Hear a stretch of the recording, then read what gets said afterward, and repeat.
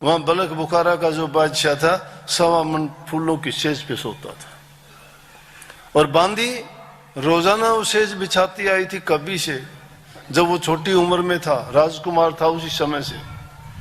रोजाना 1.25 मन फूलों की सेज पे सो के बड़ा आनंद से। जो अमीर लोग होते उनको गद्दों पर भी नींद नहीं आती, क्यों? काम नहीं करते, मेहनत नहीं करते। मेहनत करने वाला तो पत्थरों पर भी सो जाएगा, वो तो सड़क पे भी सो जाए। फुटपाथों पे सोते हुए देखें, गाड़ियों के हॉर्न बजते रहते हैं, पास से ट्रेन गुजरती रहती है, उनके धड़ धड़ धड़ की आवाज, जमीन भी दलकती है, लेकिन वो नींद, क्योंकि वो थके हारे काम करने वाले होते हैं, पूरा दिन काम करते हैं, वहां भी वो मस्ती में सोए रहते हैं। जो काम नहीं करता, शरीर से श्रम नहीं करता, और जिनकी मन की भावना भी हमेशा संसारी पदार्थों के लिए भागती दौड़ती रहती है, उनको कहाँ चैन, कहाँ नींद, कहाँ आराम। वो शरीर से भी बेचैन, उनको नींद नहीं आती, करवटें बदल देते, मन से बेचैन, और ये उठपटांग सोच उनकी बनी रहती है। तो हर प्रकार से वो दुखी है, सुखी नहीं है। फिर भी 1.25 मन फूलों की सेज पे भिन्न भिन्न प्रकार के खुशबू, आनंद, आराम करने के लिए। बांदी बेचारी पूरा दिन काम करती थी, तो एक दिन उसके दिमाग में काम करते करते ख्याल आया, हर इंसान सोचता है, आप भी कभी भी मन तो कभी खाली बैठता ही नहीं, इसीलिए इसको शैतान कहा है। ये मन शैतान का घर है, शैतानियां सूझती रहती हैं। और अपनी देशी भाषा में और क्या करते हैं, कोई बुरा ना मानना, कि ठाली नान काटड़े मुंडर ठाली डूम ठिकाने ढूंढे। वो कौन से ये मन है ठाली?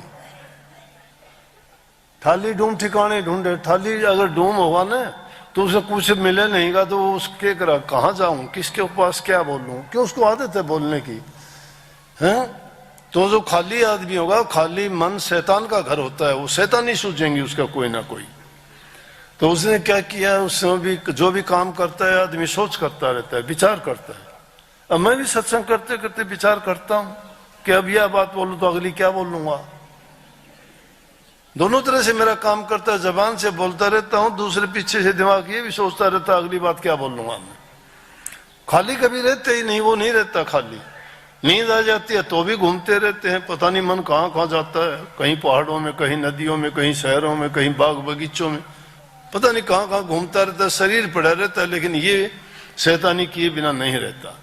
लेकिन जिसकी वृत्ति लग जाती है प्रभु के चरणों में, उसको दूसरी अच्छी नहीं लगती। क्यों नहीं लगती? कि चैन तो वहां है, प्रभु के चरणों में जिसको ठिकाना मिल गया, उसको और चीजों की दरकार नहीं है, उससे ऊपर कोई चीज नहीं है, उससे बड़ा कोई आनंद नहीं है, उससे अच्छी कहीं शांति नहीं है। संसार के पदार्थों में जहां जाओगे वो तो रुई लपेटी आग है। रुई में आग लपेटोगे कितनी देर रुकेगी? संसार के पदार्थ इसी तरह से हैं, जिस प्रकार से अग्नि को रुई में लपेट दो, थोड़ी देर के बाद में छिलक के धुआं निकल के आगे निकलेगी। जितने भी दुनियादारी के काम में किसी चीज को देख लो, धन को देखो, और कोई जितने पदार्थ इकट्ठे करते उनको देखो, कुछ समय के बाद में उनका हिसाब ही दूसरा हो जाता है। वो भी करते करते सोचती जाती है कि जिंदगी बीत गई, तेरे को तो नींद आ जाती है, ये 1.25 मन फूलों की सेज पे इसको क्या कैसी नींद आती होगी।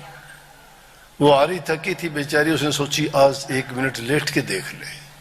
कोई देखता नहीं, इधर उधर देखा कोई नहीं है, बस बिस्तर को तैयार करके फूल बिछा के जो ही उस पर लेटी, और लेटते ही कहाँ उसको ऐसे बिस्तर सोने को मिलते थे,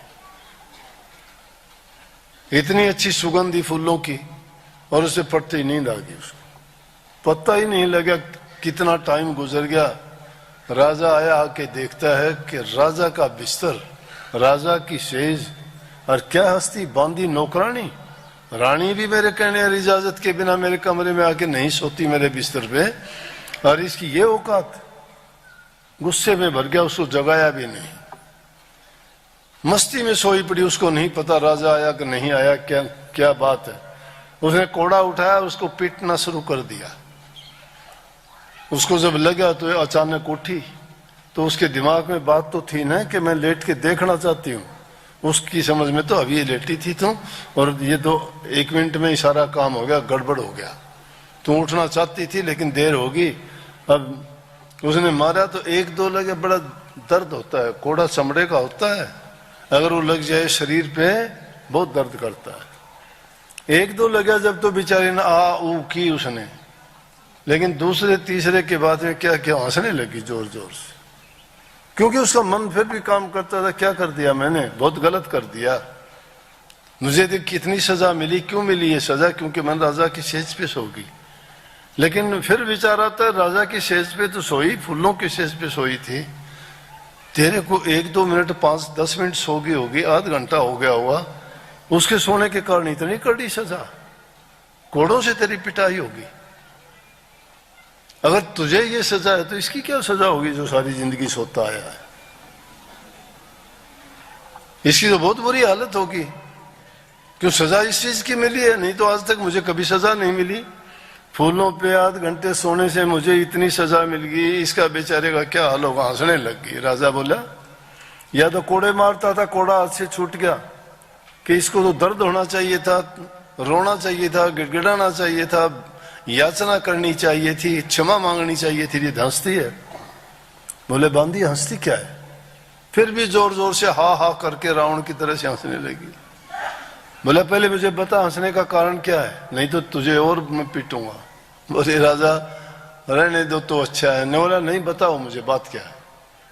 बोले मेरे मन में ख्याल आया कि एक थोड़े से टाइम के लिए मैं आपके इस फूलों की सेज पर सो गई तो मुझे इतनी सजा मिली, लेकिन आप कब से सोते आए हो। राजा के दिमाग में भी वो वचन ऐसा लगा जैसे गोली, आर पार हो गया वचन। बोले फिर क्या, बोला आपकी क्या हालत होगी, थोड़े से समय सोने से मुझे इतने कोड़े लगे हैं, आपकी क्या हालत होगी। बलख बुखारा के बादशाह के दिमाग में यही ज्ञान था।